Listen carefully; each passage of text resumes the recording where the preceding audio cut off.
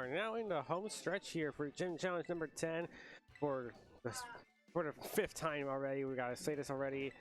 We had championship points on the line here. My name is Coronel. Bro, fortunately had to leave real quick, so Pikachu's back on the saddle. We're here for round number 5, our final round of Swiss before we get into our top 8 bracket. We have our final 2 trainers in the range for potentially a top cut slot, and we have Robert Matthews on screen with Iron Bundle, Arcanine, Iron Hands, Tinglu, Rev, and Fluttermane against Erik Holmstrom, who's using Great Tusk, Fluttermane, Murkrow, Iron Bundle, Serena, and Shiyu. And Robert has already locked in this team, so looking at both these teams, we see Trick Room versus Speed. So as Cyrus locks in, Erik has already locked in his team for the rest of the game, and we are going to be set to play this game. We're going to see what happens here between this matchup between Trick Room and Tailwind. A lot of things can go either way in this game, so let's see what happens first as we see Erik lead with both Serena and the Fluttermane. And for Robert, we see for Regraph and the Arcanine. The Intimidate going to come in here, go ahead and lower the attacks of both the Serena and the Fluttermane. And as for Robert, he has a good chance to go for the Trick Room here, that the Regraph is not really threatened by both the Fluttermane and the Serena. But at the very same time, we could see very much different scenarios on each side, as Robert going to switch out his Arcanine into the Tinglu to lower the damage output from this Fluttermane. And we're going to see what the Serena does here shortly, and we see a Terrestrialization come out. I think this is from Erik's side. And Erik's going to go ahead and Terrestrialize himself. Oh, he's going to Terrestrialize the Fluttermane. And here it is, the Fluttermane, the Fairy, the most common Terra type it has to boost its Fairy type damage output. And let's see what's going to happen here. We see that we're going to go for the Helping Hand. This is going to be big damage from this Fluttermane. How much damage is it going to be doing? Oh, it's a Protect from the Regraph. Now, what did the Fluttermane do here? He went for the Moonblast, and it looks like he went into the Protect of the Regraph, and it does. A whole turn negated from that Helping Hand Protect play. And now we're going to see Regraph immediately switch out, and we're going to see Terra Poison come out from Tinglu, so it's going to resist any Fairy type attack damage from this Fluttermane. And now the Serena now has a little bit of a decision to make. Does it go for the Power Whip? Does it remain only Helping Hand? Or how do you deal with the Regraph and the Tinglu at the same time? Because I don't think you can.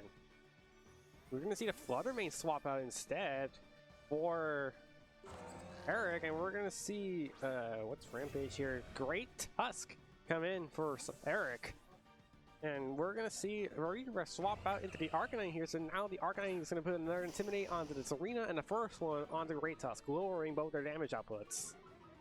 And we're gonna see the Tinglu Terrestrialize into Poison. So if the Serena would have for Power Whip, it won't be super effective anymore. It's been doing very little damage. But however, this does leave the door open for the Great Tusk to do something like that Headlong Rush or the Earthquake to do massive damage to it, the Tinglu. And there's the taunt coming into the Arcanine. Now, Arcanine won't be able to go for its support moves, not going to go for anything like Will-O-Wisp or Protect, something like that. They're stopping Tantrum into what was the Fluttermane. Now the Great Tusk going to take the damage pretty considerably well. And now we're going to see Arcanine swap back out into the Regraph, and we're going to see an attack go into from the Tinglu into the Serena here, and Regraph is now going to come back in. There's going to be Cycling Intimidates for Robert. Helping Hand goes into the Great Tusk. Do we see a Headlong Rush here into the Tinglu? No, we're going to see an Earthquake hit its own Serena, but do half damage to Tinglu. But almost half to the Regraph as well. Then see another Stopping Tantrum go into the Serena. Not going to do a lot of damage. I was expecting a switch out there, I think. And we see leftovers come out from this Tinglu. So now we're in a really weird spot if you're Erik, because you are locking damage to knock out the Regraph, but also you could knock out the Tinglu here, but it will switch out right for the Arcanine here. It's going to be another swap of the Arcanine. It's flipping another Intimidate. Now the Serena's at -3, starts doing support roll, and the Great Tusk now down to -2. But he's just going to keep Earthquaking, so this was going to do far less damage. Oh, that's actually, oh, I got a lot of damage onto the Arcanine.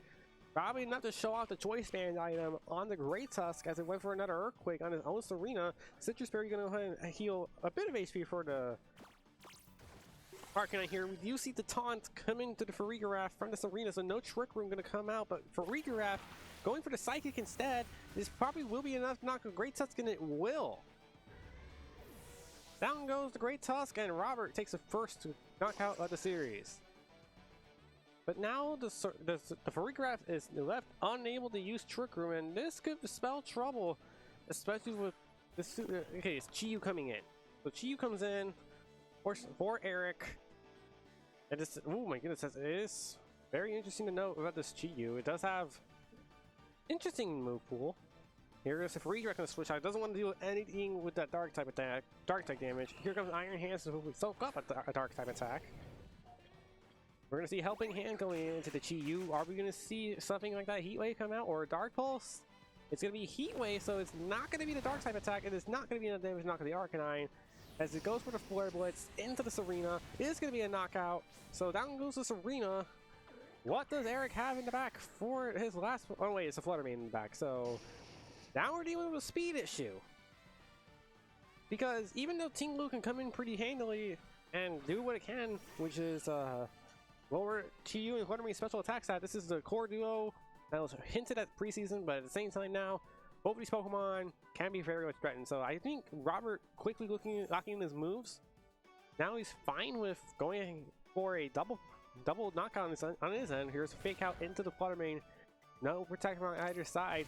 Here's an Extreme Speed into the Flutter Mane too.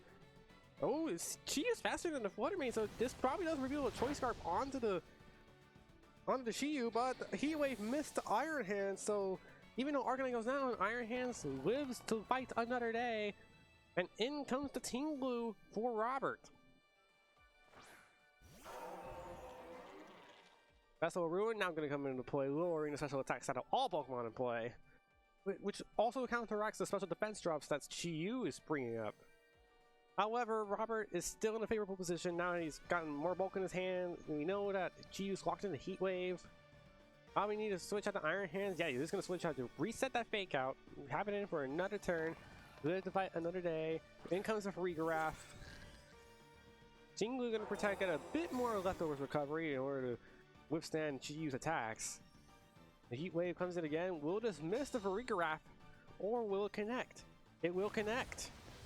And it is enough to take out the Farigiraf in one blow, since he took a big hit from what I think that was the Earthquakes earlier. Oh, Psyshock comes in for the Flutter Mane.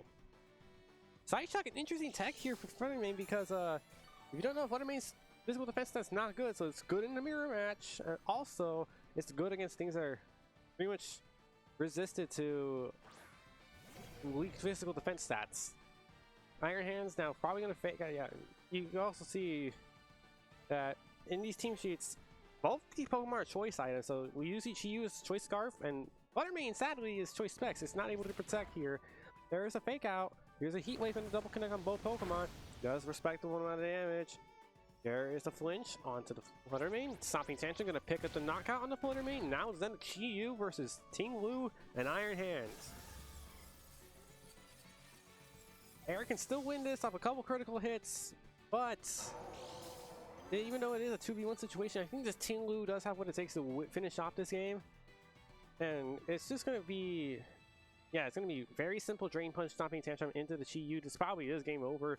Heat Wave will double connect. We see any critical hits. No critical hits come in. No burns either. Here's the Drain Punch. It's a one-hit knockout. Robert wins game one pretty comfortably. Just like that. Even with all those choice items, Erik wasn't able to pull out the win. Robert was able to outbulk Erik's team, winning pretty comfortably. As we head into game two, I wonder if Erik takes a different approach to this game, but I think this should be more relatively the same options if I were to take a guess. So it wouldn't really surprise me if both these trainers take... Oh, someone's disconnected. We gotta reconnect here. Something happened? Are we having a team check or... Oh, the nicknames. Yeah, why are... I wouldn't even tell most Pokemon. names right there, but we couldn't even use the VGC series official rules 2 set. That gets rid of nicknames. Of course, I think it does.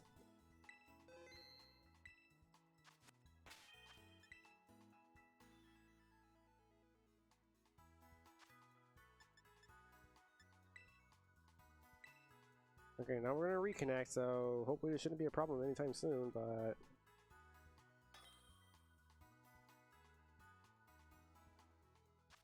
now we gotta go back to what I was saying about the whole bulk versus speed thing again. As much as speed does get around a lot of these things from Erik, Robert has Intimidate from the Arcanine. If he's able to cycle that repeatedly, this will be a big amount of trouble for Erik, as his physical attackers, Great Tusk and Serena, were just struggling to get any sort of offensive presence. And it's just sad to see that a good amount of offense that could have been just not showing up.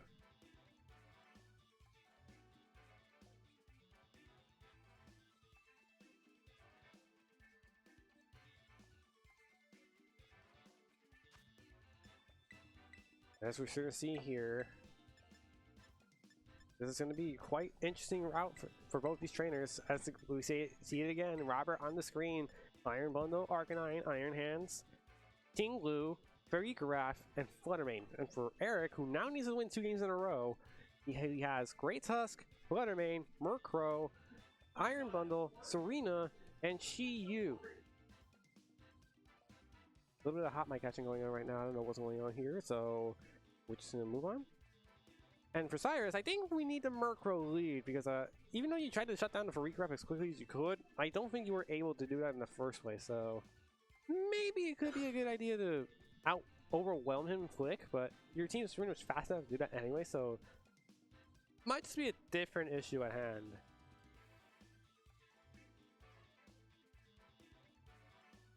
"30 seconds left for Erik to lock in the team. He's still in the thinking cap, trying to wonder what's going to be his role here in this game, or what route he's going to take. Going on, this is going to be detrimental. Once again, if Robert wins this game, he likely advances to the top cut stage. If he loses the next 2 games in a row, he'll likely be out. Both these players look like to be in top cut contention in this round, and we're going to see both players lock their teams in. We're going to start game 2 in just a minute.